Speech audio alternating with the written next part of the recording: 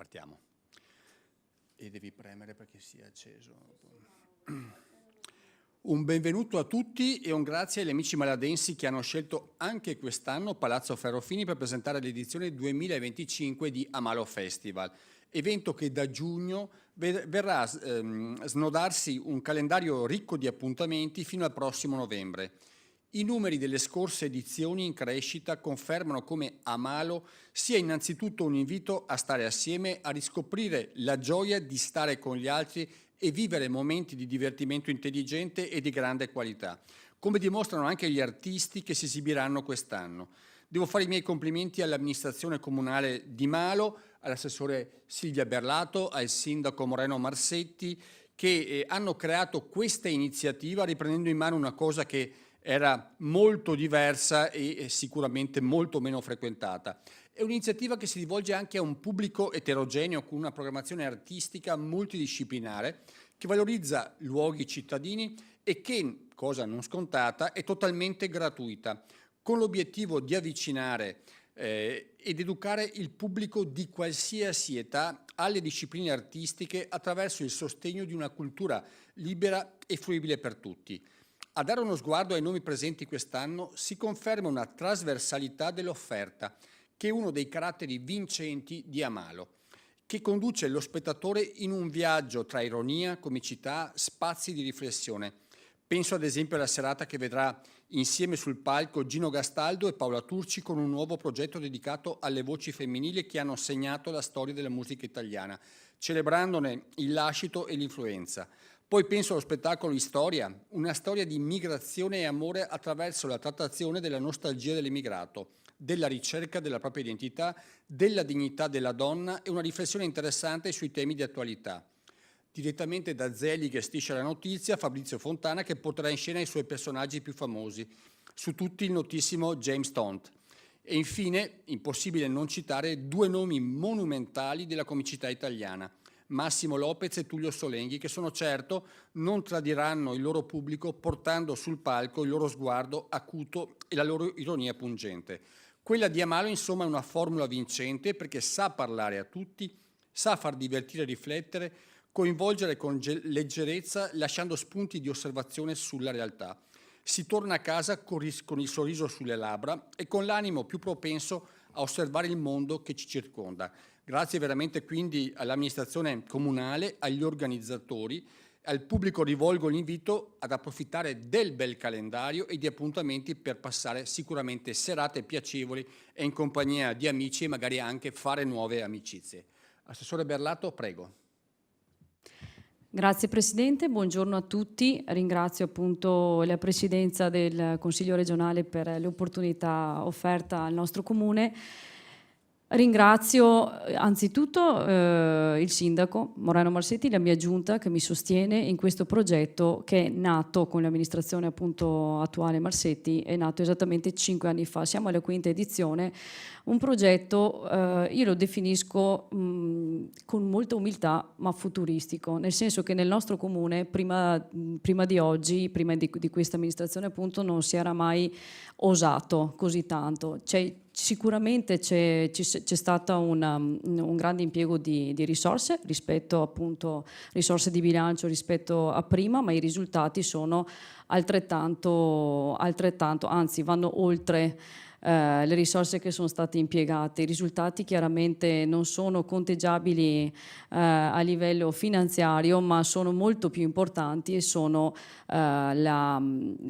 riscontrabili nella nostra comunità che si fa presente, che in questi 5 anni ha imparato a conoscerci. Chiaramente quando si parte con un progetto nuovo c'è la fase un po' della semina, no? Poi ci siamo fatti conoscere, soprattutto l'anno scorso credo che la quarta edizione sia stata ad oggi la più importante e quella che appunto ha fatto arrivare il nome di Malo in tutta la provincia e anche fuori. I numeri parlano chiaro, finora abbiamo avuto 35.000 iscrizioni. Già ad esempio con la data di sabato iniziamo con uno spettacolo di danza acrobatica che si chiama The Black Blues Brothers e c'è già il sold out, c'è qualche posto in piedi forse a disposizione e questo mi dà enorme orgoglio perché significa che appunto il progetto è partito e arriva già nell'immediato non solo alla nostra comunità, perché se guardiamo le percentuali, indipendentemente dalle date che proponiamo, ci sono sia maladensi che partecipano, ma siamo diventati attrattivi nella provincia di Vicenza e questo mancava. Mancava anche qualità nell'offerta culturale. Passiamo dal ballo acrobatico, andiamo al canto. Paola Turci è un nome appunto della musica italiana, quindi risonante a livello nazionale, con una grandissima professionalità. Passiamo alla danza più raffinata, il tango, una cultura che non è chiaramente italiana, ma che richiama la nostra emigrazione in quella terra argentina, molta emigrazione veneta anche. Si chiude con un teatro molto raffinato, Solenghi e Lopez, con una comicità sempre profonda e mai scontata. Se devo fare una nota aggiuntiva, ultima ma non meno importante, è il fatto che continuiamo a proporlo gratuitamente, non per fare, non so, per fare gli splendidi, lo dico con un'espressione popolare, ma per una questione di coerenza. Siamo partiti con il Covid, nel 2021 siamo stati la prima amministrazione che ha creato degli eventi quando nessuno si fidava. E perché ci siamo riusciti? Perché ho una squadra che lavora alacremente. Non abbiamo nessun direttore artistico, ma ho dei collaboratori che assieme a me lavorano incessantemente e riescono a mettere in piedi, riusciamo tutti insieme a mettere in piedi progetti di qualità, con una grandissima valorizzazione del territorio, perché quest'anno c'è una novità, ovvero oltre a Villa Clementi, che è la location appunto dove il nostro festival al meglio si esprime, c'è anche un'altra villa, si chiama Villa che Cozzi Carli delle Rive, è di proprietà privata, una villa del 1700, è bellissima, e lì faremo lo spettacolo Storia, quindi verrà creato totalmente, montato il palco, service eccetera, e la villa verrà illuminata per essere valorizzata al meglio e faremo conoscere alla nostra comunità di Malo e della provincia anche queste risorse culturali che altrimenti non verrebbero valorizzate. In ultimo, una piccola collaborazione, Fabrizio Fontana arriva sia a Malo, ma arriva in collaborazione con una piccola kermesse che si chiama Aperibrolo, viene fatta di solito prima della sagra di Malo.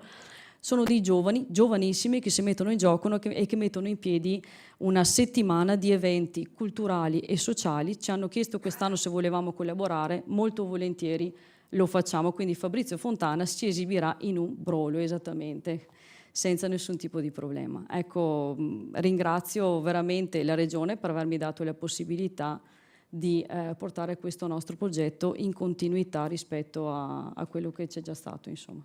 Grazie, Presidente. Grazie a Silvia Berlato, che veramente lavora e ha una squadra, chiamiamola interna, di dipendenti pubblici e di amministratori che appunto fanno veramente squadra, scusate la ripetizione, per far gestire al meglio e arrivare al meglio con altissima qualità questi spettacoli.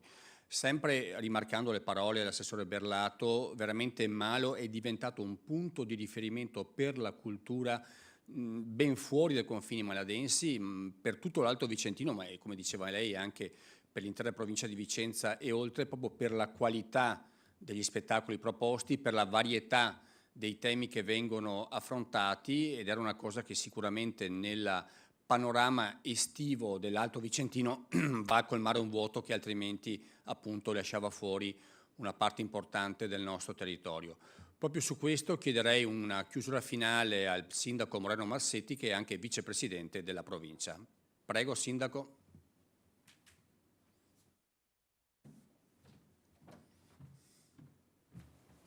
Grazie Presidente, un saluto a tutti i presenti e a chi ci segue da casa.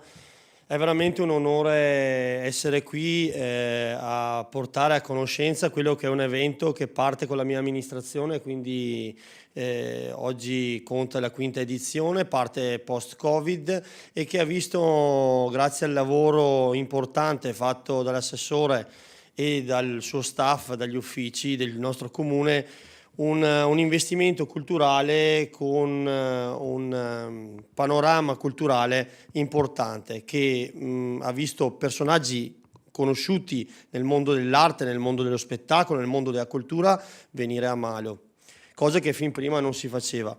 Devo dire che Amalo Festival è diventato un progetto che si è fatto sentire anche a livello provinciale, perché quando nel mio ruolo di vicepresidente ho la possibilità di interloquire o parlare con i colleghi, mi citano sempre questo progetto che di Malo fa parlare.